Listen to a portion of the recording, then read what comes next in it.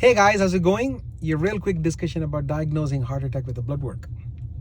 A lot of people think that doing EKG would be adequate to establish the diagnosis, but that's not true. You still need the blood work.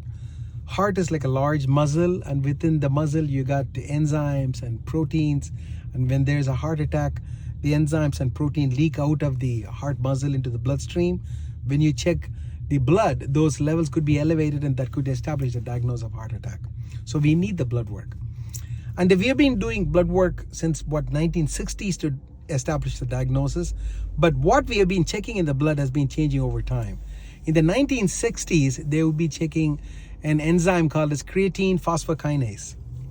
It's also called a CPK or CK. But the problem is, it's there not only in your heart muscle, it is there in your biceps, your triceps, your hamstrings, your quads.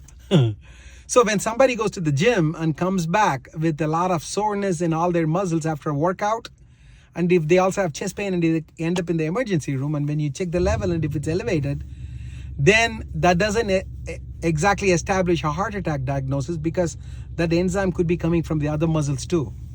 Then they started zoning in on a particular subsegment of CPK that's called as MB fraction. MB means myocardial band. So CKMB. So they were checking that in the 70s and 80s and all that. But even that is not very sensitive or specific. So then they came up with the troponin in the late, I think, 1990s, and from early 2000s, it's been there. Troponin is a good test. And even within troponin, you got the troponin I and troponin T. And troponin T can be coming from other muscles, but troponin I is pretty specific to the heart. And nowadays what we check is high sensitivity troponin.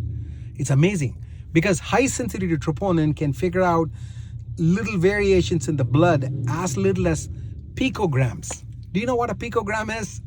I'll give you some reference here. 1,000 picogram is 1 nanogram, okay? And then 1,000 nanogram equals 1 microgram. And then 1,000 microgram equals 1 milligram. So now you see how little that picogram is, but this high sensitivity troponin assay can figure out changes at that level. So when somebody has got chest pain, go to the emergency room, they do an EKG, and they quickly also do this blood work. And if the levels are up, especially troponin I, because that is pretty specific to the heart, then that means that the heart is going through an early heart attack, and they can start acting on it real quickly. Amazing, isn't it? I'll talk to you in my next post. Goodbye.